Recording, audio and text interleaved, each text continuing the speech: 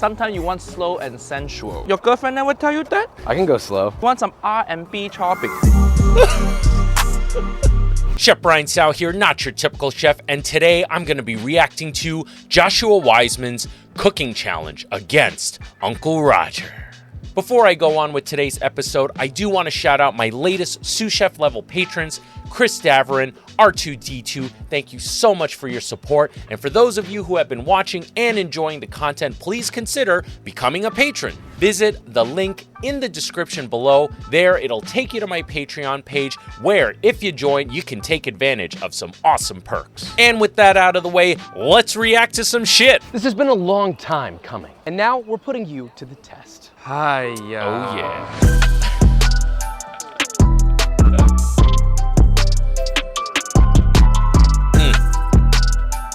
Got that swag. Got them orange polos. Doing this outdoors. Today we're Getting making into pad it. thai. Traditional Asian noodle dish. Nice to meet you, Joshua. Nice to meet I you see too. you still keeping your goatee. Your fiance never tell you to shave that off. Hiya. Okay, we get my goatee, but you've judged many of my videos in the past. Uncle Joshua, non-prick pow perfection. Uncle Roger will call him Uncle Joshua. However, most recently, the green curry debacle. Snow Pete, no. What? He Oh yes, that's right. You know, I have to react to that video too, because a bunch of you had mentioned it, that it's not, you know, because I have this huge respect for Joshua Weissman, and apparently his green curry video was not good, which I'm kind of shocked about. So anyway, expect that to come really soon. Uncle Roger take his uncle title away.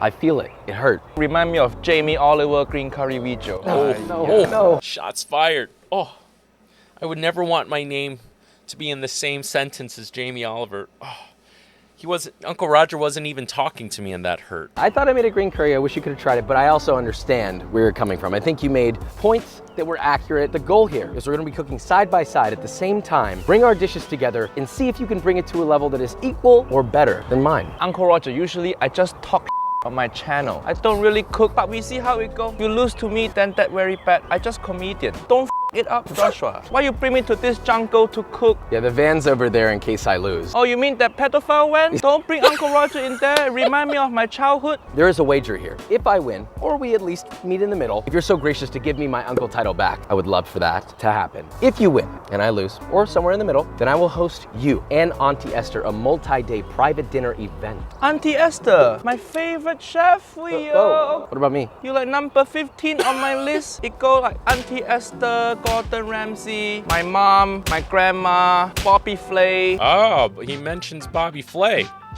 Well, Uncle Roger, this guy kicked the shit out of Bobby Flay.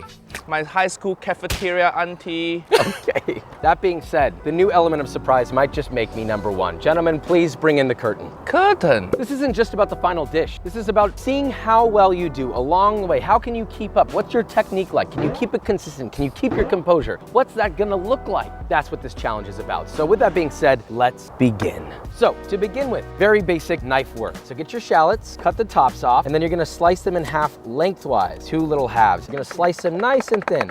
Cut so fast for what? Relax, Joshua. Let's look at Josh's technique. I've mentioned the way he's holding the knife. Normally, I have a knife here to show you guys, but my life is turned upside down with my basement falling apart. Let's use this Capra patch.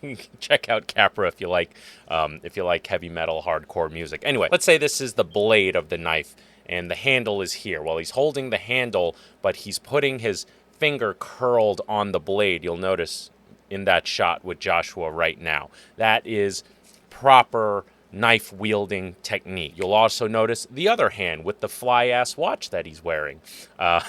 Tiger claw stance. His fingers are in so that when he's cutting, he doesn't accidentally chop his fingers, okay? These two things, the finger being in on the side of the, not on that, but on the side of the blade, and doing a tiger claw or eagle claw, whatever you want to say, basically having your fingers rolled in is more of a proper technique. It's also something I observe with new cooks to kind of gauge their experience level. But if they hold their knife wrong, doesn't mean that they're a shitty cook.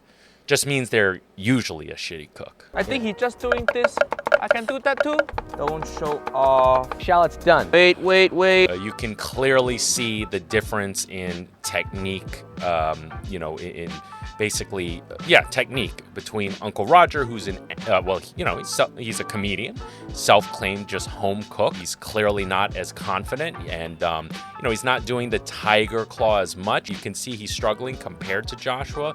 Joshua basically has all his stuff done and cut. Joshua comes from a professional background, and as far as I'm observing from Joshua's technique, great. He definitely hunkered down a little bit and crouched down a little too much. You know, if he was going to do that all day long, he would definitely have a very sore back.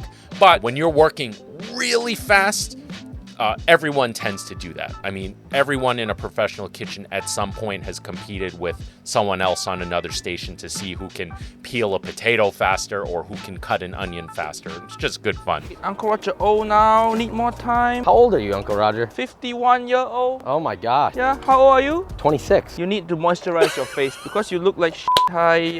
When do you think the hearing aid age is going to start to step in? Maybe tomorrow because you're chopping too loud. Finish chopping one. One? Yeah, you keep talking to me, keep distracting me. On to garlic. Slice those thin. Now we have 2 different containers of garlic. I don't know if you Same thing. noticed that. So that's intentional. Great You just technique like on using Joshua's all part. these empty containers. I feel bad for your cleaner. For Southeast Asian cooking, always use shallot. Onion for poor people. All right, second container of garlic. We're gonna smash those. Chop. Smash garlic and chop. Good technique. All right, veg done. Great. That's exactly how I would mince up my garlic, is smash it and then chop it up with the knife really quick. Uncle Roger old now. I got arthritis in every bone. Wait. Done. Oh, okay, good. Garlic chives. Chives correct? Yeah.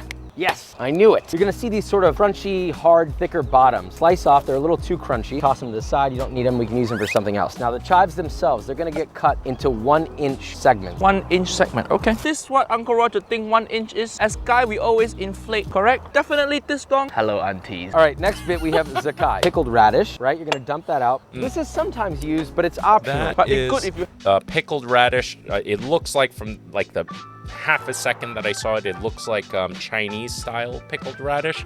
You can find this very commonly in the pickled section of a Asian supermarket. In Chinese, I don't know if I'm getting my tones right, but za cai, which is pickled radish. Great stuff, very salty and very heavy in Uncle Roger's favorite ingredient, MSG. So we're just gonna chop this really fine. You can just run your knife through it. There's no, you're moving a little bit fast, huh? Yeah, have to keep up with you.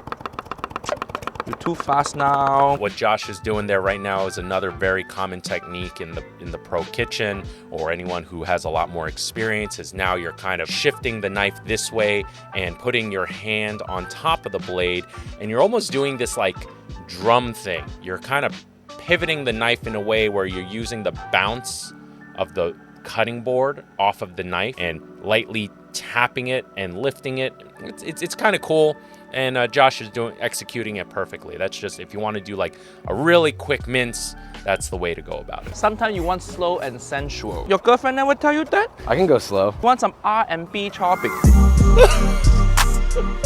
The thing I like about this pickle, a little bit acidic, a little bit salty, sometimes a little spicy depending on which one you get. If you have randomized bits, some are a little big, some are a little small, every so often you'll get a big bite of pickle acidic splash that helps kind of break up the taste, the texture of pad thai. How do you? I love that. I love that he explained that, and that's very true. You may hear some construction noises in the background. I mentioned in some earlier videos that my basement, a sewage pipe exploded, and basically my entire basement's ruined. So the contractors are here right now fixing up the house. That said, I have to film this before I head to California tomorrow. Anyway, you may hear some noise in the background. Just want to mention that. Now, with that said, I love that Josh said, when you mince it, you rough chop it. There's some inconsistencies there. For something like a pickle, there's going to be some bigger pieces, some small pieces, but it's kind of nice that sometimes you have a bite with a bigger piece and it gives you that pop of flavor.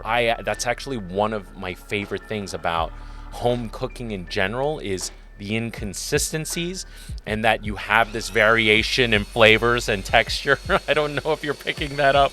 Let's keep watching. So next we make the pad thai sauce. Fish sauce, tamarind paste, palm sugar, but more specifically with tamarind. You get this sort of block. That's a problem. Put that in your metal bowl. And to that you're gonna add all of that hot water. Whisk for what? Yeah, so tamarind paste, it's very sticky, very firm, and then he's going, Josh is doing is he's rehydrating it, getting it soft, and then you're gonna have to put it through like a sift or something to separate all the rough parts of the tamarind, and all you get is the usable puree that's left over after you've rehydrated the tamarind paste. Asian people, we just use chopsticks. So you're just gonna kind of mash it up. You can use half of that water or all of that water. I'm starting with half. Should say earlier, Uncle Roger poured the whole thing. So just kind of break that down, mix and hydrate. Yeah, you see, so Uncle Roger always talked shit about using a whisk, but in this case, you know, Joshua is spot on the money. You saw Uncle Roger was using a spoon. When he pressed down, the spoon is a flat surface,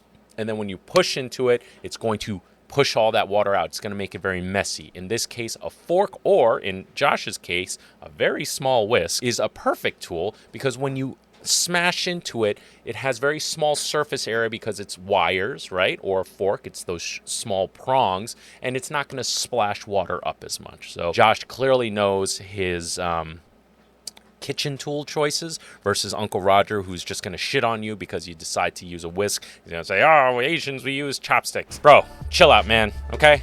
Try using a whisk every now and then. It's okay. It'll be okay. We'll start to thicken a little bit. This is what makes the basis of the flavor of pad thai. Nice and mixed together. Not yet, not yet. Why you can't pre-prepare? You see, now Uncle Roger's using two tools.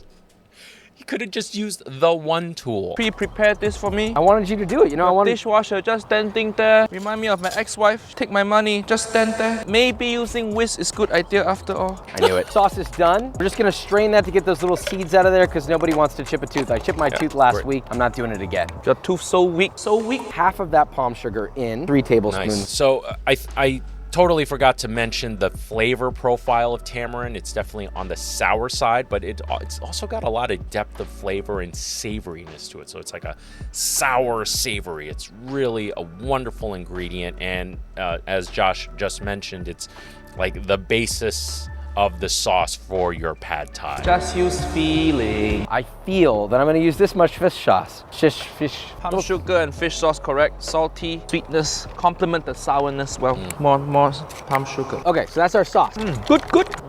We're ready to slice our chicken. You notice that they did all the veggies and sauce before they went with the chicken, and that is actually just a smart way of staging your mise en place, or staging how you're going to do your prep list, because chicken can potentially have salmonella. If you did that first, you could contaminate your board, and if you start cutting the other stuff, you'll obviously contaminate your veggies and your sauce. Now, you know, you can argue everything is going into a hot pot, it's going to go over 165 degrees, you're going to kill salmonella. That's technically true, but if you're working in a professional kitchen setting, what if you cut the chicken first and then you started chopping your spinach for a salad, which is not going to get cut? Then you have a serious problem. How you stage prepping your ingredients is very important, because by doing it this method, number one, you don't risk any cross-contamination. But another thing is that now you don't need to actually clean the cutting board between the veggies, the sauce, and the chicken, because it's perfectly safe and fine. You don't have to clean off the salmonella and chicken gunk to prevent the cross-contamination from happening at all. It's just, again, working smarter, not harder. Chicken breast, why it's so dry? Why not chicken thigh, Joshua? We almost always exclusively use chicken thigh. I don't know why we went with breast today. It felt right. That was obviously wrong, but we're gonna make it good. It's all about technique. Asians definitely like their dark meat when it comes to chicken, for sure, for sure. So, chicken goes down. We're gonna slice it thin, you know, and when I say thin, I mean not too thin, a 1/4 inch thick. If you go too thick, it will get cooked fast enough. If you go too thin, well, then it's gonna get overcooked. So Josh is cutting, let's say this is the chicken breast, he's cutting straight down. When I worked in a Chinese restaurant, we always cut on a bias, on an angle, and I always found that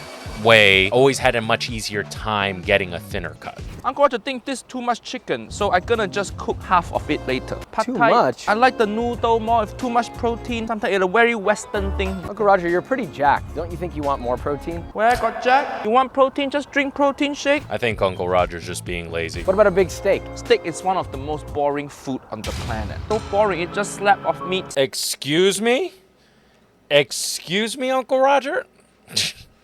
Son, somebody gonna have to school you about your appreciation for some grilled meats. It's so funny that Uncle Roger would say something like that, because I remember when I was working at a Chinese restaurant, I was talking to one of the cooks and we're just bullshitting, and he was saying, "Oh yeah, what, you know, you learned Western food. Yeah, that stuff's really easy. All you do is put a steak on the grill and that's it, right? And just a side of veggies. Yeah, anyone can do that. Soup, yeah." Yeah, let's see if you can get 15 steaks going on at the same time, all at varying temperatures, and getting it right. That ain't no easy feat for even the most experienced grill cook. So, Salt and pepper. Uncle Roger prefer Korean barbecue. You barbecue the thin sliced beef. I am down with the Korean barbecue. In fact, I probably built my career on Korean barbecue. I used my mom's bulgogi recipe to make a taco. That was the dish that I beat Bobby Flay with, and when that episode aired, my life was literally changed overnight. You like steak? Joshua, you like steak?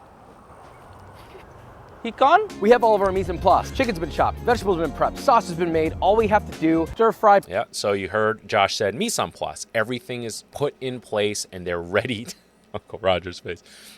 They're ready to put their dish together now. Put it together, make sure it's done properly with our wok and wok set up. Nice, I like you have wok, and the wok is nice and seasoned. Good job, Joshua. We're just about 2 tablespoons, whatever feels good to you. Use feeling. Roll the oil. I don't know what he's doing over there. I don't know why. Why are you stirring it already? Spreading the oil. Where did you learn that? Don't know. So we're gonna carefully add in our chicken, a little bit at a time. I like to try and get it to flatten on the side so it gets some nice color. Going in. You know, they're cooking outside. They only have one wok. When I've worked at Chinese kitchens, typically each wok chef has 2 woks they're working with, and one is basically almost pretty much like a dedicated saute wok. They'll usually boil things in there too, but pretty much dedicated to the sauteing. And then they have one wok that I call the fry wok, which pretty much always has just, it's like half filled with oil, and they use it pretty much exclusively for frying. So in that wok is where they would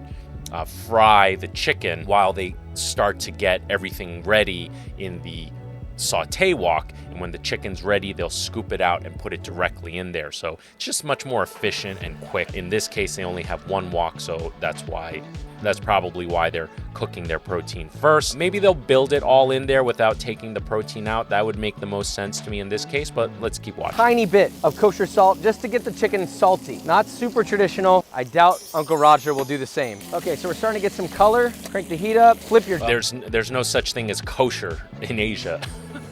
As far as my experiences in Chinese or Asian kitchens, it's almost like 99% of the time just regular table salt that they're using. Crank the heat up, flip your chicken up. So now I'm gonna stir fry it. Give a little bit of a toss, spread it out. Oh, and if you're wondering the difference between kosher salt and table salt, biggest difference is the grain structure, and kosher salt is much easier to work with when you're sprinkling it out of your hands. You can actually hold it much more easily and control it, versus a table salt, the grains are much smaller, much more consistent. And yeah, you can sprinkle it on as well, but it's significantly harder and much harder to control and portion. Oh yeah, now we're cooking. You know, this is where chicken thigh would have been a better option. Yeah? I should have listened to him. Oh, toasted chicken. Put that in your empty bowl. They are cooking the chicken first and setting it aside, and then building the rest of their dish in the wok and adding the chicken back in. So again, if they were doing this in a proper kitchen, they would have a 2 wok setup and be able to do it the way I explained earlier. Cook the protein in one wok, build the dish in another, and then take the cooked chicken or protein from that fry wok and put it into the saute wok. Fill it up just a bit more. I'm adding all my shrimp powder. You're gonna wanna move pretty fast here. I'm lowering the heat just a little, and then adding my shrimp, and I'm stir frying the shrimp. Foaming, it's toasting, looking beautiful. Shrimp powder, correct? Good. Shrimp powder, I think yes it's sir. shrimp paste, Next, right? we have our shallots, 4 cloves of sliced garlic, that's going in. Stir fry nicely, get that wok. Hey, it's like a symphony. Toss it if you want to toss it. Nice little slapping noise. I know Uncle Roger likes a nice little slap here and there. Yeah, spanking, my favorite. Looking beautiful. Need the shallot to go transparent. Yes. Yes, translucent. You're reducing some moisture. You're concentrating the flavor. Yes, correct. We're then going to add our chopped zakai, our pickle, zakai. more oil. I can see the Zakai. vegetables softening, breaking up nicely. They're fragrant, they're popping, and then add that to your chicken. Uncle Roger need maybe a few more seconds. I like to brown them a little bit. A touch more oil. Yeah, oil, done. Turn the pan up, get that hot. All right, to that oil, you're gonna crack in 3 eggs. 1, 2, and 3. Okay, just putting in whole Little eggs. touch of salt. Oh, okay. Not traditional Without pre-whisking it or anything, totally fine. You can do either or. again, but okay. Now I'm stir frying the egg, scrambling it nicely, spreading it out, letting it cook. One portion of pad thai, you use 3 eggs. 3 eggs. That's a lot, but okay, a lot Uncle of A Roger eggs. little like much, egg. I might take a One little out, portion. you're right. I'm I gonna agree. take half that out. Now chop the egg. All right, chopping it up and taking it out again. Again, it's only a 1 wok setup. Sure, let's keep watching. Stir fry it, a little bit more oil. We have a lot of noodles here, so you can go Okay, lighter on rice noodles if you noodles wish. Your and, noodles and your it's chicken soft, and so it's everything in clearly that bowl. been Back into the wok pre-soaked. It's too much noodle. and stir Now fry it that goes in, together. all right. The noodles are getting nice and caramelized. The chicken's looking beautiful. Let that stir fry. Once everything's nice and integrated, it should smell a little smoky. Can clearly see the difference again in a pro chef and an amateur chef. The difference in executing the technique, maintaining the thresholds, and knowing your ratios, which those are the 3 essential things in my eyes to being a good chef. All these 3 things all affect one another, and it's knowing the relationship between these 3 things where, you know, makes a difference between a good dish and an outstanding dish. Caramelized, the chicken's looking beautiful. Let that stir fry. Once everything's nice and integrated, it should smell a little smoky. Some of that wok hay smells beautiful. Toss. So next bit, a pinch of ground white pepper. Just a pinch. Ground half white pepper. of your sauce. Hell yeah. Stir fry that together. Hell yeah. Unsung Very hero nice. of So our Asian sauce is cookery. in there, our noodles are in there, everything's looking nice. Turn that heat way, way, way down. We're nearly there. We have sprouts. We're gonna add those in. Say about a half cup of that. Don't add too much. We add it in so your mom don't beat you up when you eat pad thai. Nice. Yep, sprouts at the very end. You want to maintain the crunch and just kind of fold it in at the very, very end so you don't wilt it down and get it slimy and soft. You don't want soft, slimy bean sprouts, no way. And then the last thing, garlic chives here, just a light handful. My fire went out. It smelled lovely.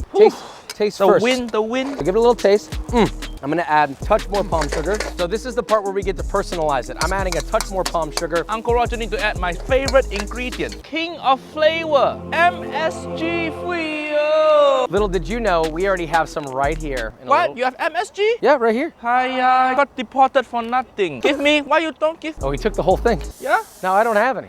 Here you go. He used so much. I'm also gonna finish mine with just a little bit of fresh chopped garlic. You don't have to do it, but I Nice. like it. All right, Toss it nice together touch. lightly. You know, if you add the fresh chopped garlic at the end, I love fresh raw garlic, so I know I would like that touch. It may not be for everybody. Even if you cook it a little bit, it could still be a little too pungent for the average person. Again, I like it. You may not. It just depends on how much you cook it. In this scenario, if I was making this in a restaurant, I would have put the garlic before the bean sprouts, the raw chopped garlic before the bean sprouts, and give it an opportunity to cook a little more, you know, because again, with the bean sprouts, you don't want to cook it too long. The final frontier, Uncle Roger, me, myself, and I, and a bowl of pad thai. Bowl in front of us, scoop up your pad thai, dead center in that bowl. You can add all of it, you can add a little bit of it. I'm gonna serve this family style. And then, to finalize that, we're gonna do a nice mound of peanuts, toasted and ground. Whatever Uncle Roger thinks is beautiful, you know, this is your painter's palette. Do whatever feels right. I know this isn't traditional. Let me make a note. It looks nice. So I'm adding a small mound of mung bean sprouts. Hiya. Joshua just loved his presentation. Serve these with lime wedges, so I'll put them in the bowl for extra presentation purposes. And we have a beautiful, loving, delicious pad thai. Or what I think to be a good pad thai, Damn. but there's only one way we can tell. Let's remove My this mouth and is unveil our final product. Good to see you again, Joshua. Yeah, you look good. Cool.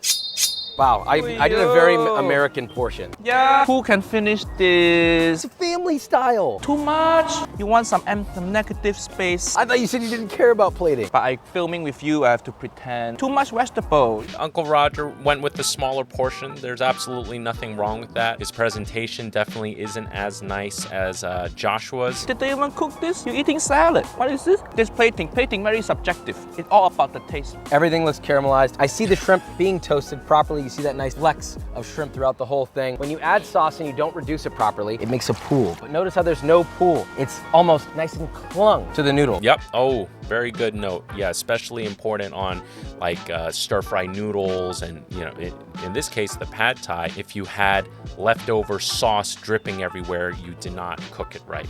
You know, either your sauce was too liquidy or you didn't cook it enough or your wok wasn't hot enough. There could be a multitude of reasons, but something I've never pointed out, and Joshua is absolutely correct. That looks like a proper pad thai. I'm also not surprised, but it's not just, like you said, about visual. It's about taste. Now we find out if I get my Uncle title back and if you have a special dinner coming. But you'll taste mine, I'll taste yours. It look good, it look good. Just a few dribbles. This looks very nice, Uncle Roger. I'm a little bit nervous. Oh, yours look good too?